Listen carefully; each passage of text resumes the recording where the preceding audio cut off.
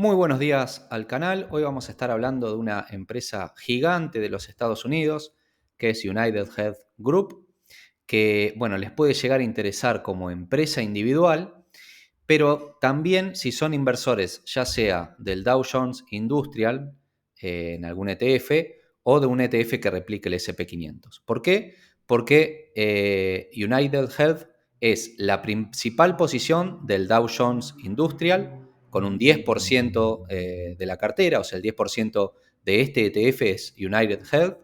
Y con respecto al SPY, que es el ETF que replica al S&P 500, vemos que es la 10ª posición más importante de la cartera. Así que, así seas inversor de manera individual en la empresa, como que estés invertido en un ETF, ya sea que replica el S&P 500 o al Dow Jones, principalmente a este último, debería importarte conocer el modelo de negocios, si es una empresa de calidad o no, y cuál es su valoración o su precio justo o valor intrínseco. Así que empezamos a analizar esta empresa. Recordá que si sos cliente de Invertir Online, podés acceder a nuestro servicio de asesoría vinculándote como cliente sin ningún tipo de cargo ni modificación de comisiones. Si te interesa y querés recibir más info, escribinos al mail que figura en pantalla, asesoresrgg@gmail.com. Vamos a empezar viendo los segmentos de negocios, los segmentos de ventas de esta empresa, que, bueno, primero que nada hay que decir que tiene 53 millones de miembros, esta aseguradora de salud, por lo cual es gigante esta empresa. Y bueno, está dividido en dos grandes segmentos de ventas o dos grandes segmentos de negocios. Uno es United Healthcare, que básicamente es la aseguradora de salud per se, ¿sí? Es un seguro de salud. Y por el otro lado, que es lo que está teniendo mayor crecimiento dentro de los segmentos de la empresa y que además maneja márgenes mejores que la aseguradora, es Optum. ¿Qué es Optum? Optum es el segmento de negocios de la empresa que se encarga de ser un proveedor de atención médica y farmacias, ¿sí? Está dividido Optum en tres subsegmentos, que es RX, que es lo que se considera el servicio de atención farmacéutica, Optum Health, que es la parte de proveedor de la atención médica directa, y Optum Insight, que básicamente es una consultoría de análisis y soluciones de servicios para hospitales, gobiernos o planes de salud, ¿sí? Que ayuda a mejorar a estas organizaciones respecto a los costos y servicios, ¿sí? Es una especie de servicio de asesoría. Dentro de lo que es Optum, la mayor parte de las ganancias se las lleva a lo que es la atención, digamos, del sector farmacéutico, y un 38% la parte de proveedor directa de salud, ¿sí?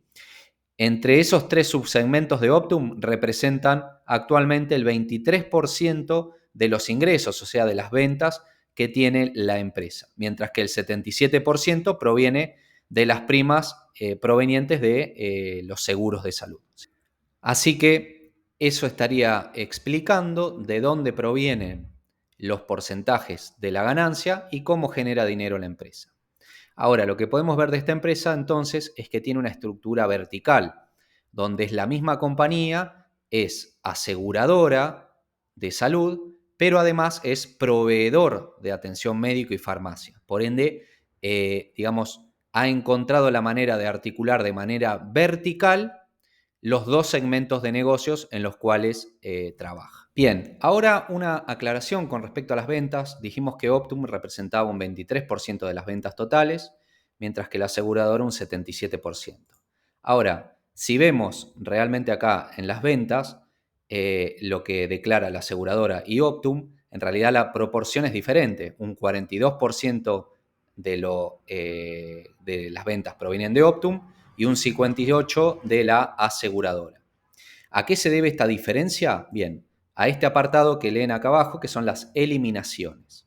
¿Qué son las eliminaciones? Bueno, básicamente por la estructura vertical que tiene este modelo de negocios, la misma aseguradora, o sea, la misma empresa es aseguradora y proveedor de salud. Entonces, cuando un asegurado de United Health se atiende en una atención médica de Optum, bueno, la empresa se está pagando a sí mismo.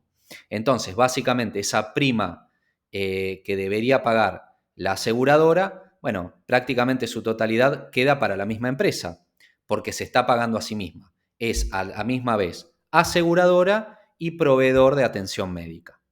¿Sí? Entonces, básicamente cuando pasa esto, se consideran eliminaciones. No se puede considerar como ingresos porque se está pagando a sí misma. Obviamente, esto genera márgenes mucho mayores que pagarle a un tercero como proveedor. Eso es la ventaja competitiva enorme que tiene United Health respecto al resto de las empresas aseguradoras.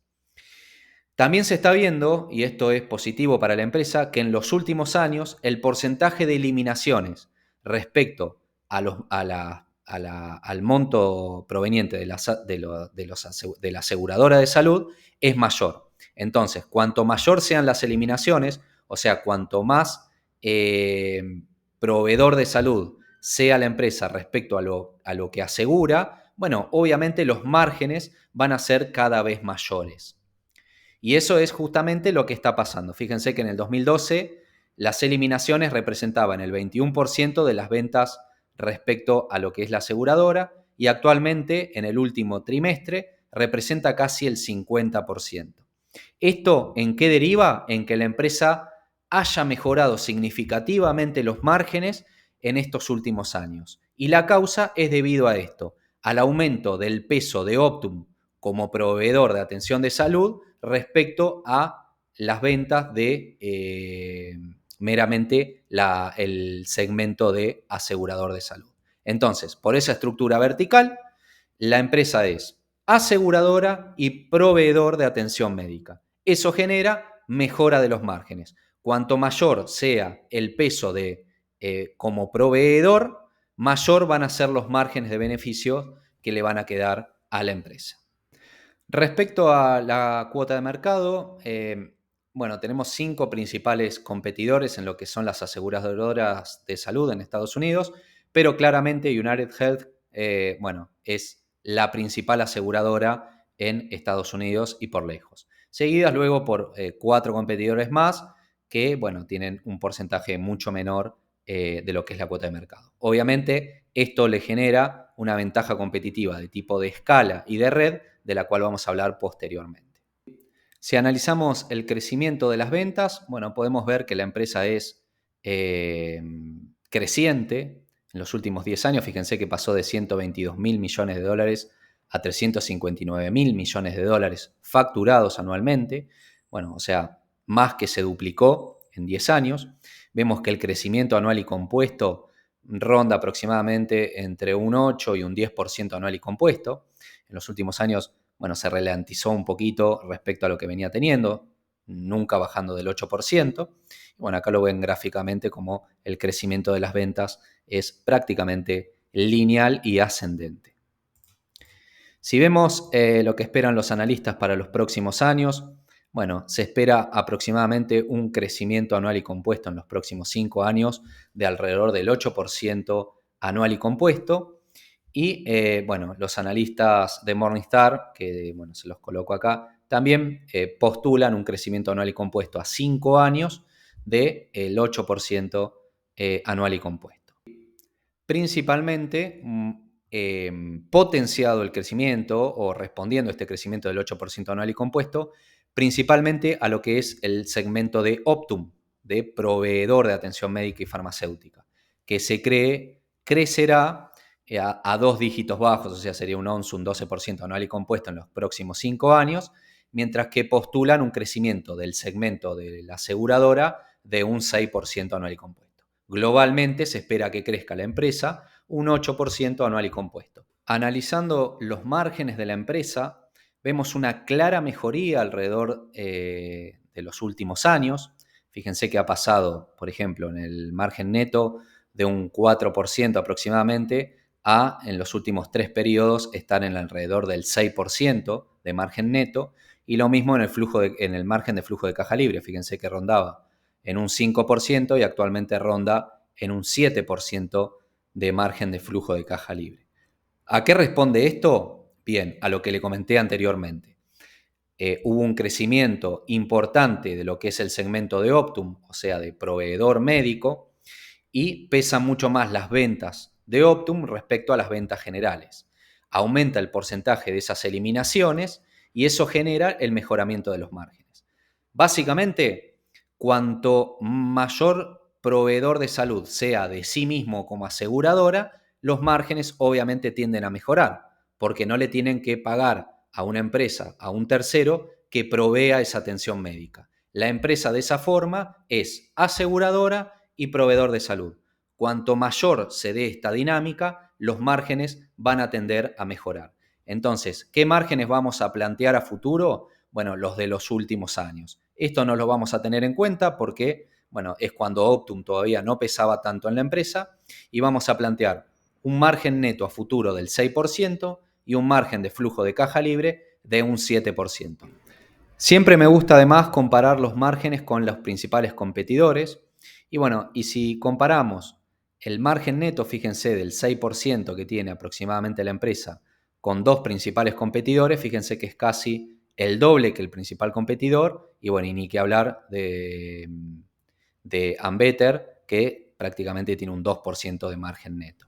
Y si vemos el margen de flujo de caja libre, que ronda entre un 6 y un 7%, en United Health, vemos que en Anthem tiene un 5% aproximadamente y en Ambetter un 4%. Por ende, bueno, vemos que los márgenes son más elevados y esto también nos da una pauta de la ventaja competitiva que tiene la empresa. Bien, y si decimos que la empresa tiene ventaja competitiva, bueno, lo debiéramos ver reflejado en ROICs elevados, sostenidos y mayores que la competencia. Obviamente esto lo vimos en un video anterior. Quien quiera revisarlo, les dejo un link por ahí arriba para que puedan ir a verlo. Bien, y claramente lo vemos. Si vemos los ROICs, el retorno sobre el capital invertido, o sea, qué tan eficiente es la empresa para generar beneficios a partir del capital invertido, entendiendo como esto último tanto la deuda tomada como el capital propio, bueno, vemos que tiene primero ROICs elevados y sostenidos, fíjense que es arriba del 15% en los últimos años, y mucho más elevado que la competencia. Fíjense que su principal competidor tiene ROICs también aceptables, pero alrededor del 10%, mucho más bajos que lo de United Health, y ni que hablar de Ambetter, que tiene ROICs de un 6, un 7%, bueno, prácticamente la mitad de lo que maneja la empresa, ¿sí? Bien, ya vimos entonces que en los números se evidencia la ventaja competitiva de la empresa. Si las plasmamos en palabras, ¿cuáles son las ventajas competitivas que tiene la empresa? Suponemos que son dos, una de escala y otra de efecto de red. La ventaja competitiva por escala es porque obviamente es la mayor aseguradora de salud del país. Y esto sumado a Optum, que es proveedor de salud, le ofrece dos cosas. Primero, como es la mayor aseguradora del país, le otorga esa capacidad mayor de negociación con otros proveedores, o sea que le cobren menos por la escala que tiene el volumen de negocio. Y además, hacer ellos mismos proveedores de salud, obviamente eso también genera beneficios de costos. O sea, pueden ofrecer el mismo servicio que la competencia a un menor costo. Ese menor costo que ofrecen, obviamente, ¿en qué redunda? En que más clientes se ven atraídos a ir a esta aseguradora de salud, porque tiene el mismo servicio a un menor costo. Y además, esto genera a su vez que más proveedores quieran estar en relación contractual con United Health por esa numerosa cantidad de clientes que tienen y que además es creciente. Y para estar adheridos a United Health le ofrecen precios menores. Entonces, es todo un enjambre, una red que se va potenciando y retroalimentando a sí mismo.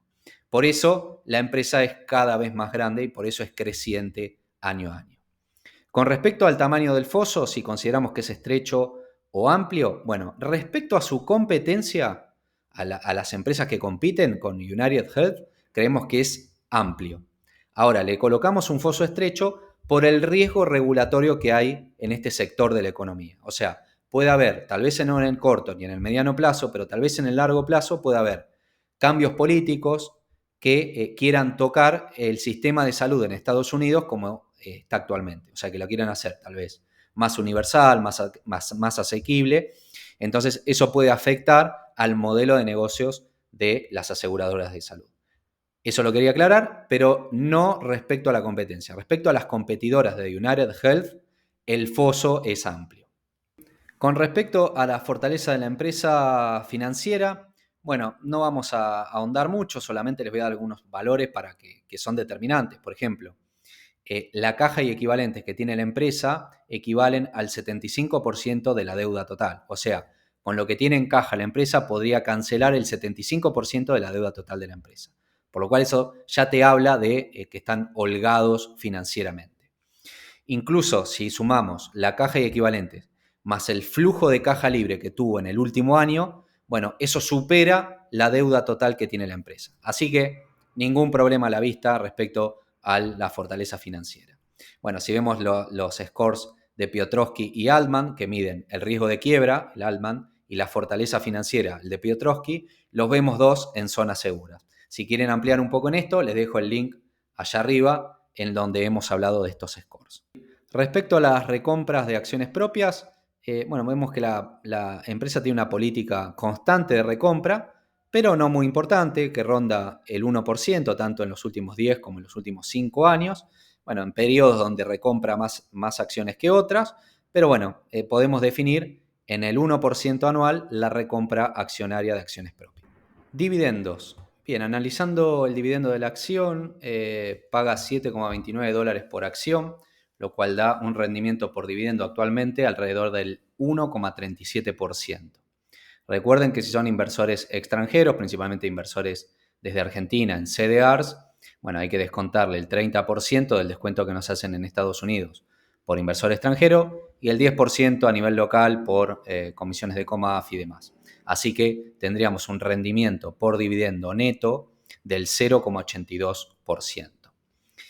Si vemos el crecimiento de lo que paga en concepto de dividendo año a año, vemos que tiene un crecimiento muy importante. Bueno, acá lo vemos de manera gráfica y podemos ver que en los últimos 10 años aumentó año a año lo que paga en concepto de dividendo casi un 21% anual, que se ha ido reduciendo a medida que pasan los años y actualmente ronda un crecimiento anual de lo que paga de dividendos en un 14%, que es lo que vamos a utilizar en nuestra planilla de valoración para plantear un crecimiento de dividendo a futuro.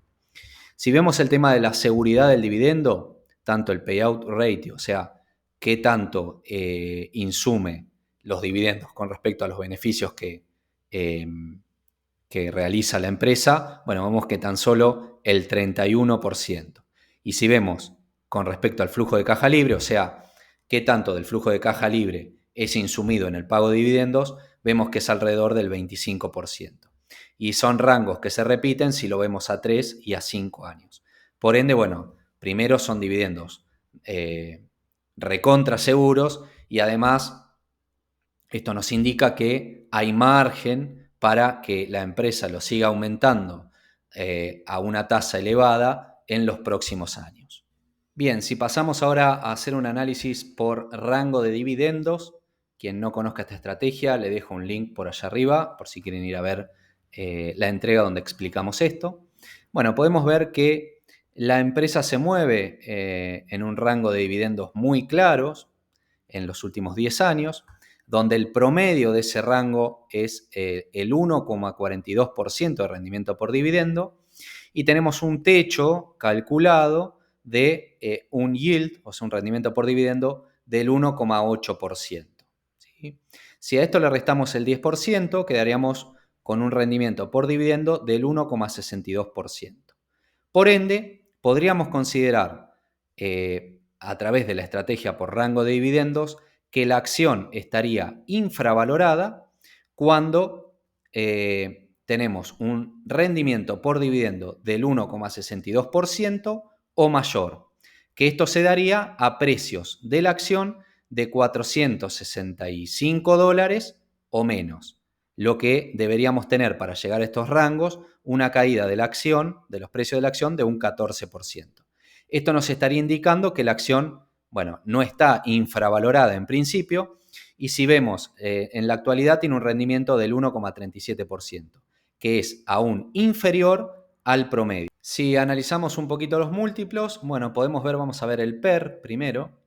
Tenemos un PER actual de 23,7 Y si vemos los promedios del PER que maneja la empresa en los últimos 10 años, fue de los 10 o los 5 años, fue de alrededor de 22, y si vamos un poco más lejos, un PER de 20. ¿Sí? A los 20 años también un PER de 20. Podríamos definir que el PER promedio histórico de la empresa, acá lo podemos ver en los últimos 10 años, el PER promedio podríamos decir que es de 20. ¿Sí?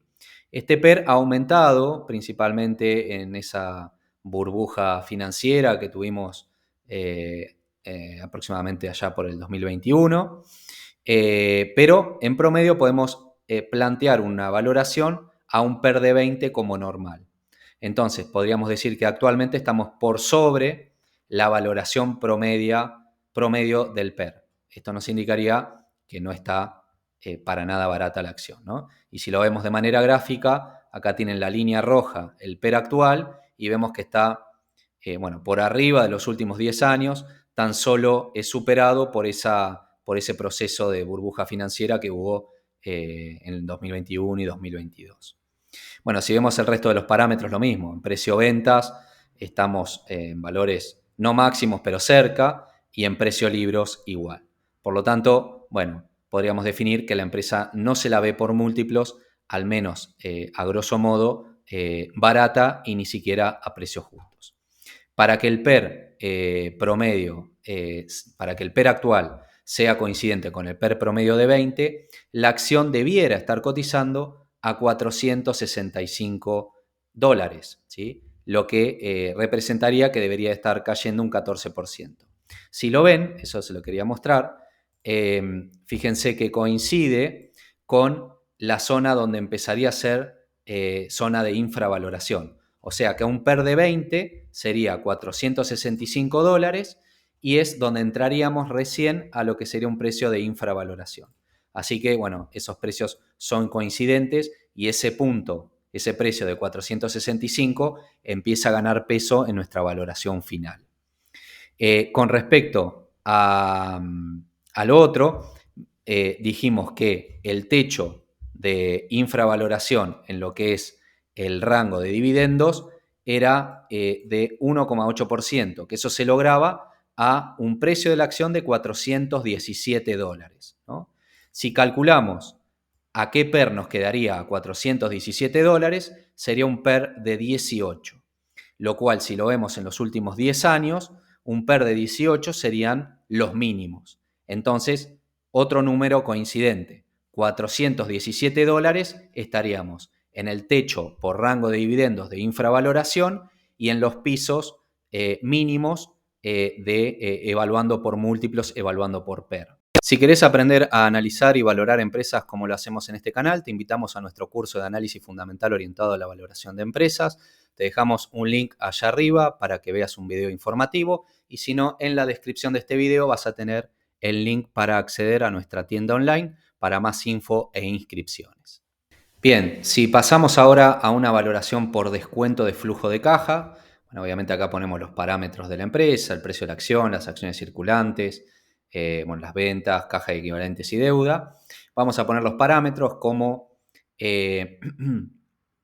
margen de neto y flujo de caja libre. Vimos que era entre un 6 y un 7%. Vamos a ser conservadores y vamos a poner un 6% como plano normal, un 7% como optimista y un 5% como conservador.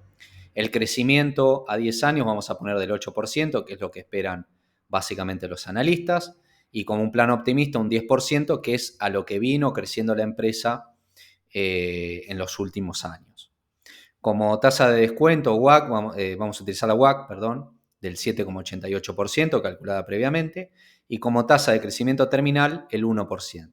Esto es debido a que, es una empresa gigante. Las empresas, cuanto más grande, más les cuesta crecer. Y, obviamente plantear un crecimiento al infinito en este tipo de empresa, tenemos que ser conservadores y utilizar el 1%. Bajo esa perspectiva, el precio justo o fair value de la empresa rondaría los $554, lo cual indicaría que estaríamos prácticamente en su precio justo, ¿sí? En su valor intrínseco. Si somos un tanto más optimistas en lo planteado en esta columna, podríamos decir que tiene un margen de seguridad de casi un 30%, y si somos más conservadores, nos da que estaría sobrevalorada, por lo cual, habría que analizar más en profundidad, ¿no? Si vamos a una proyección de beneficios, planteando una recompra del 1%, que es lo que habitualmente recompra la empresa anualmente, y proyectando un PER a futuro de 20, que es el promedio que maneja la empresa históricamente, bueno, tendríamos una rentabilidad anual y compuesta, considerando además los dividendos, de alrededor de entre un 7% a 10 años a un 10% a 10 años, ¿sí? De manera anual y compuesta. Siempre acá postulamos que buscar rendimientos potenciales o retornos potenciales mayores a un 12, un 12,5% anual y compuesto, ¿no? Entonces, ¿qué precios podemos postular? Bueno, anteriormente en la valoración por rango de dividendos y por múltiplos vimos dos valores muy importantes. Uno era el de $465. A $465 estábamos por rango de dividendos empezando a estar en zona de infravaloración, ¿sí? Con un rendimiento por dividendo del 1,62%. Y además estaríamos a esos $465 a un PER de 20, que es el PER promedio que maneja la empresa, ¿sí? Entonces, vamos a probar primero a 4,65, ¿cómo quedaríamos? Bueno, quedaríamos con un 15% de margen de seguridad, lo cual para este tipo de empresa me parece un margen de seguridad adecuado, y un rendimiento anual y compuesto a 10 años, también considerando los dividendos, mayor del 12,5%, lo cual, bueno, nos parece entonces que los $465 sería un precio adecuado o interesante para empezar a formar posición. Y por otro lado, el otro precio que habíamos visto era de $417, que en ese precio estaríamos en el techo del rango por dividendo, con un dividend yield del 1,8%, y en el piso histórico de los últimos 10 años de PER, que tendríamos un PER de 18.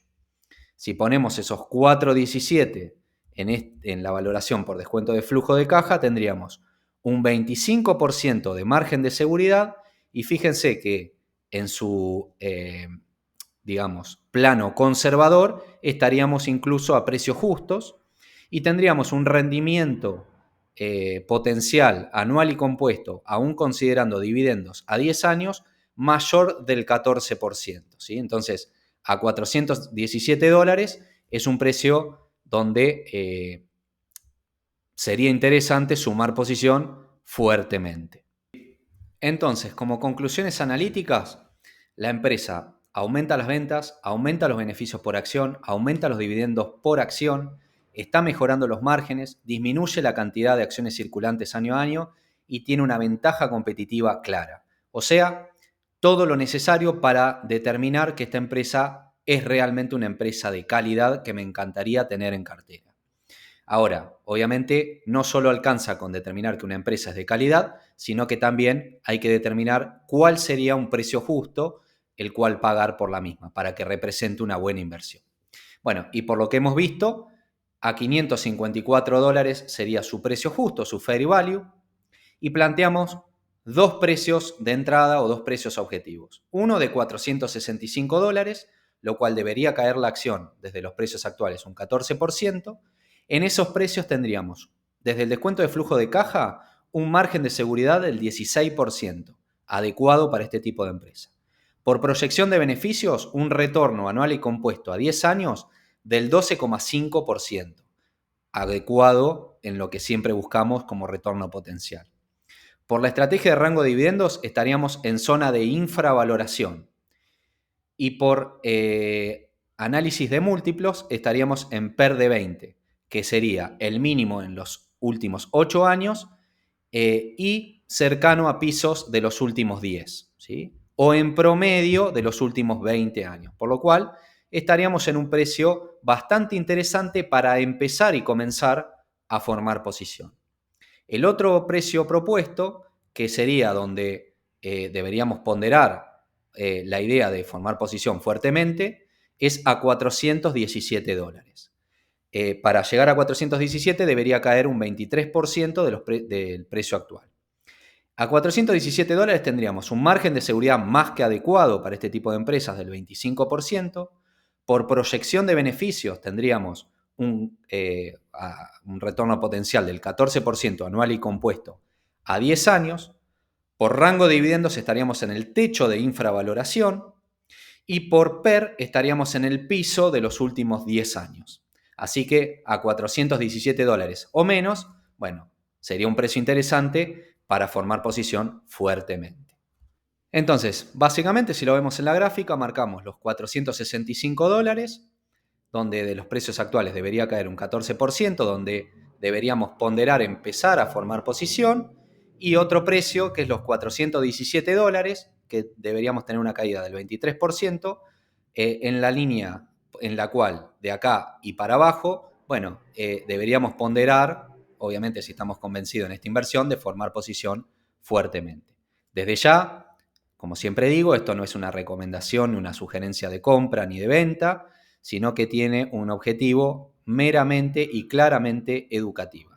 Desde ya, como siempre, si te gustó el video, si te sirvió, por favor dale like, comentalo, compartilo, que es así como seguimos creciendo y podemos seguir trayendo este tipo de material.